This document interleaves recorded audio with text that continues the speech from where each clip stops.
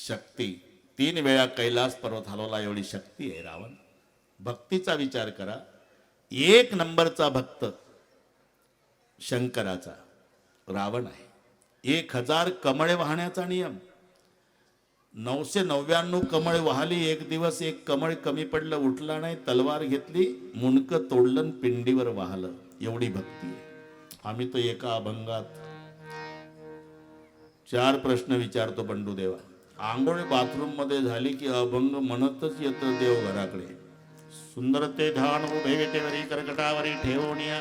ठेवणिया शब्द आला की बायकोला विचार, झाला ठेवला का? मग दुसरी लाईन, तुळशी हार गळ्या काश पितांबर आवडी नंतर हेची ध्यान. पुन्हा ध्यानात येतं, झाला का? मकर कुंडले तळपती श्रवणी कंठी गोचवणी विराजित. आणला का? आणि एकदा आणला म्हणजे तू का म्हणे माझे ह्याची सर्व सुख एका कपात उरकतो काकडा ना हरिपाठ.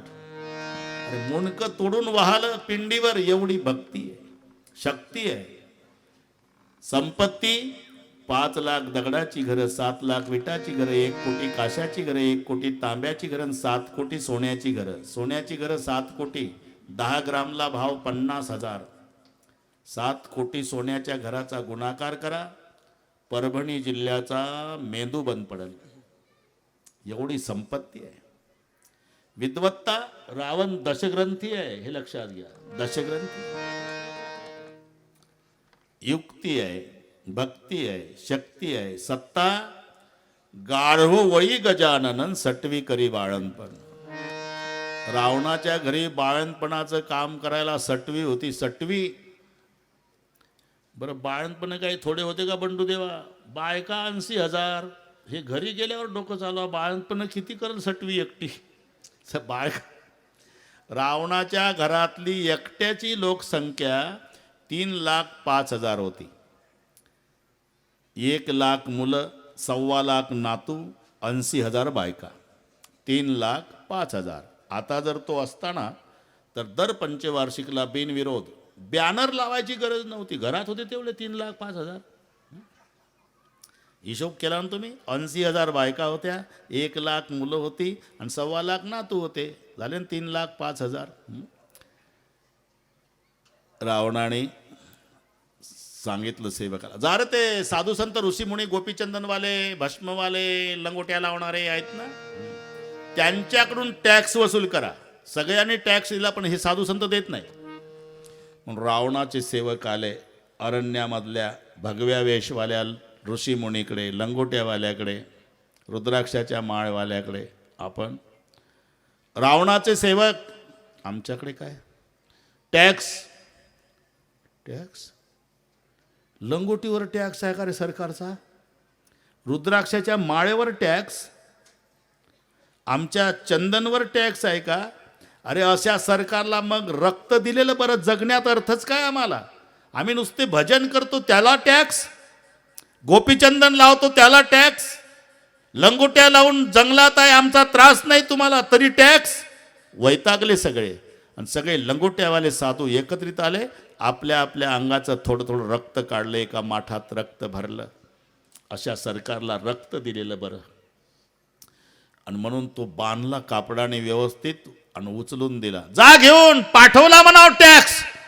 पण त्या रावणाला सांगा, हा माठ सोडून बघितला तर मरून पडशील.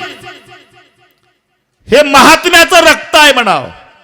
आणि जिथं ठेवशील ना हा रक्ताचा माठ, थेंब नाही पडायचा पावसाचा. आता केवढं झालं?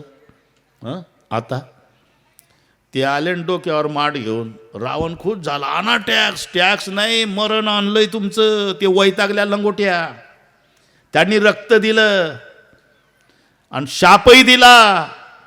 सोडून पाहला तर मरून पडल म्हणे रावण. आणि जिथं ठेवाल थेंब नाही पडल पावसाचा. रावण खुश झाला. बरं झालं. म्हणजे अरे मला ब्रह्मसभेमध्ये राजा जनकाने वादात हरवलं होतं. ते शल्य बोचतंय मला अजून. आत्ता त्याची मस्ती जिरवायचा उपाय सापडला. तुम्ही हा माठ मिथिला नगरीच्या हद्दीत रात्री 12 नंतर नेऊन पुरा. म्हणजे तिथं पावसाचा थेंब पडणार नाही, त्याची प्रजा त्रस्त होईल आणि मग मला आनंद वाटेल. हा उद्देश. म्हणून तो माठ रक्ताचा नेऊन पुरला रात्री मिथिलानगरीच्या हद्दीत. परिणाम व्हायचा तो झाला.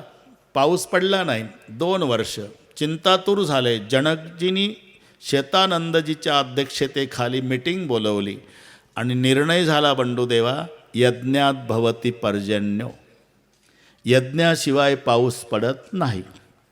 यज्ञ करावा लागेल. यज्ञाकरता भूमी निवडली. योग आहे कोणती? जिथे माठ पुरला होता आणि ती भूमी नांगरून स्वच्छ करायची असते. नांगराचा मान राजाचा असतो, म्हणून नांगर राजाच्या हातात. नांगरट चालू झाली. नांगरट करता करता करता करता दुपारनंतर नांगर अडल्या गेला. का अडला म्हणून उपसून बाजूला काढला आणि खोदलं तर एक लोखंडी पेटी सापडली. सगळ्यांची उत्सुकता शिगेला पोहोचली. पेटीचं झाकण उघडलं. आतमध्ये पाहिलं तर रेशमी वस्त्रामध्ये जगाची माय जानकी झोपलेली. सर्वांनी नाचून जय जयकार केला. बोले सीता माता की जय. आता एक बारकावा पहा. सीता हे कोणत्या ब्राह्मण मंडळीनं पंचांग पाहून ठेवलेलं नाव नाही आणि अजून तर तिला नावच ठेवलं नाही. नुसतं झाकण उघडलं तर सीता माता की जय हे नाव का? संदर्भ दिला. हिंदीमध्ये नांगराला हल म्हणतात. हल. आणि नांगराच्या फाळाचं टोक असतं का नाही बंडूदेवा, फाळाचं टोक, त्याला हिंदीमध्ये सीत म्हणतात. सीत. हल के अग्रभाग को सीत कहते हैं और सीत के द्वारा बाहर निकली करके सीता और जनक ने बेटी मानी करके जानकी. हे क्रमवार आहे. पहिली पृथ्वी कन्या, नंतर सीता आणि मग जानकी. ती भूमी कन्या आहे, पण भूमीची कन्या बाहेर काढली कोणी? नांगराच्या फाळ्याच्या टोकानी, म्हणजे सीतेच्या द्वारा बाहेर काढली म्हणून सीता, आणि लेक मानली राजा जनकानं म्हणून जानकी. हे बारकावे लक्षात ठेवा. काही असंही म्हणतील रामाचा जन्म व्हायचाच आहे राव, सीतेचाच झाला. असू शकते रे. काय रामापेक्षा सीता वयानं मोठी असेल, कारण काही काहीचे प्रकरण तसे घडलेले आहे. असू शकते. तसं डोकं चालवू नका. हा कथाक्रम आहे, म्हणून जो भाग पुढे आला वक्त्याला सांगून पुढे जावं लागतं. सीतेचं वय मोठं असं नाही. सीतेचा आणि रामाचा 6 वर्षाचा फरक आहे. रामचंद्र प्रभू लग्नामध्ये 15 वर्षाचे आहे, तर सीतामाई 9च्या आहे. बरस 15 के भय भगवाना, 9 बरस की जग सिय जाना. सीता 9ची आहे, राम 15चा लग्नामध्ये. नंतर 12 वर्ष अयोध्येत राहिले. 12 आणि वनवास झाला त्या वर्षीचं वय रामाचं 27 दिलं, सीतेचं 21 आहे. हा शेवटपर्यंत 6चा फरक आहे. वर्ष 27 के भय भगवाना, 27चे झाले, म्हणजे 15व्या वर्षी लग्न, 12 वर्षे अयोध्येत आणि वय झालं 27, तेव्हा वनवास. आता सीता 21ची, कारण लग्नात 9ची होती आणि हे 12 मिळवा. बस हिशोब कळला तुम्हाला. म्हणजे मी का सांगितलं हे डोकं चालू नका. आधी जन्म झाला सीतेचा नाही, कथाक्रम पुढे आला म्हणून सांगून पुढे चाललो आपण, एवढंच. बस आता 1च तास आहे बंडूदेवा, बरोबर करू, काळजी करू नका. सर्वांचा विश्वास आहे माझ्यावर वेळेच्या बाबतीमध्ये. अजिबात नाही. आम्हीच 10 मिनिट आधी येतो, त्यामुळे श्रोत्यांनाही सवय झाली. श्रोत्यांच्या सवयी वक्ते बिघडवतात.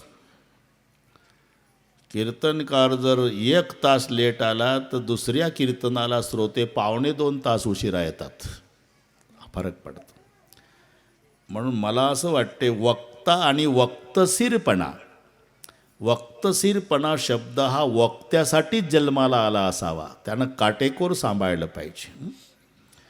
असं झालं आणि ते गाडी पंक्चर झाली आणि डिझेल भरलं आणि मग थोडंसं, अरे थोडंसं नाही, घरून निघताना तो तास हिशोबात धरायचा. 42 वर्ष झाले माझा मिनिट चुकत नाही. बिफोर आलं तर लोक हाकलून देतील का तुम्हाला? अर्धा तास आधी आहे ना. गाडी पंक्चर होईल त्याचे 15 मिनिट धरायचे, 15 मिनिट डिझेलसाठी धरायचे, आणि कुठं ट्रॉफिक लागलं तर अर्धा तास. असा हिशोब करून 1 तास आधी निघायचं. वेळ चुकायचं कारण काय? कमाल आपली आहे का? येशीच्या गाड्यामध्ये फिरत असतो आपण, तरी वेळ सांभाळता येत नाही. हे बैलगाडीनं आलेले दिवसभर कबाड कष्ट केलेले लोक वेळेत येतात. म्हणून वेळ गेली ऐसी घडी पुन्हा नये. माझा प्रश्न आहे, तुम्ही काही विकत घेऊ शकता पैशानं, आजची वेळ मला उद्या विकत घेऊन दाखवा. काय दिल्यावर मिळेल आजची वेळ? गेली ऐसी घडी पुन्हा नाही. म्हणून बरोबर काळजी करू नका, काळजी नसावी. जिकडे तिकडे पापाचा सुळसुळाट झाला, अधर्माची वाढ झाली, राक्षस जात. राक्षस शब्द आल्याबरोबर पार्वतीनं मध्येच विचारलं, राक्षस? हा, आणि ते कसे असतात? बाळे घन बहु चोर सुवारा देला पट पट धन पगारा मन ही मातु पिता नहीं देवा साधु संत करवा वही सेवा साधु संत करवा वही सेवा. बाळे घन बहु चोर सुवारा देला पट पट धन पगारा मन ही मातु पिता नहीं देवा साधु सन करवा वही सेवा साधु सन करवा वही सेवा. बाळे घन बहु चोर सुवारा देला पट पट धन पगारा मन ही मातु पिता नहीं देवा साधु संत करवा वही सेवा. जिनके या चरण भवानी ते जाने हूँ निश्चर सब प्राणी ते जाने हूँ निश्चर सब प्राणी. बाड़े घन बहु चोर जुआरा जेलम पट पर धन पर धारा मन ही मातु पिता नहीं देवा साधु न सन करवा वही सेवा. जिनके चरण भवानी ते जाने उन्हीं कर सब प्राणी ते जाने उन्हीं कर सब प्राणी ते जाने उन्हीं कर सब प्राणी. चोऱ्या करतात, जुगार खेळतात, मायबापाला मानत नाही, साधुसंताची सेवा करत नाही, हे ज्याचं आचरण आहे ना पार्वती, त्याला राक्षस म्हणतात. जिनके ह्या आचरण भवानी ते जाणे हो निश्चर सब प्राणी. पापाचं वझ झालं, पृथ्वीला सहन होईना, आणि गायीच्या रूपात पृथ्वी आपला पिता ब्रह्मदेवाकडे जाऊन रडू लागली. धेनु रूप धरी हृदय बिचारी गई तहा जह सुर मुनि झारी निज संताप सुनाए सिरोई काहू ते कछु काज न होई. वत्सरूपी पृथ्वी ब्रह्मया पसी जाय नेत्रे वाहे तोय सांगत से. बेटा बाबा बुडविला धर्म झाला फार सोसवेना भार मज. गाराणे सुरवर सांगू आले. सगळे देवता एकत्रित बसून बैठे सुर सब करही बिचारा. विचार करतात आता भगवान कुठे असतील. काही नाही क्षीरसागरात, काही म्हणतात वैकुंठात. त्या मीटिंगला महादेवजी होते. अरे हरि व्यापक सर्वत्र समाना, सगळीकडे आहे भगवान. अगर देखना है तो प्रेम ते प्रगट होई मैं जाना. प्रेम से प्रार्थना करो, भगवान 5 बजे के पहले इटोली में प्रगट हो जाएंगे. प्रेम से प्रार्थना. म्हणून प्रार्थना करायची आहे सर्वांनी. सर्वांनी भजन म्हटलं की परभणी जिल्ह्यात मराठवाड्यात आनंद भजनाचा मराठवाड्यामध्ये राश अखंड फड जागविला रे. भजनाची श्रीमंती जगले हे लोक मराठवाड्यातले. आपण आनंद लुटायचा, प्रार्थना करायची सर्वांनी. सर्वांनी टाळी वाजवून समाज. राम राम सीताराम राम राम सीताराम राम राम सीताराम राम राम राम सीता. शाबास. मराठवाडा है. सीताराम राम राम सीताराम राम राम. फुलं वाटून द्या, आता फुलं वाटून द्या असेल आपले संयोजन. फुलं प्रत्येकाला द्यायचे नाही. राम राम 10च्या ग्रुपमध्ये 10च्या ग्रुपमध्ये राम ठेवायचे. राम राम शाबास. भजनही चालतं, फुलं वाटूनही होते. हा सीताराम राम राम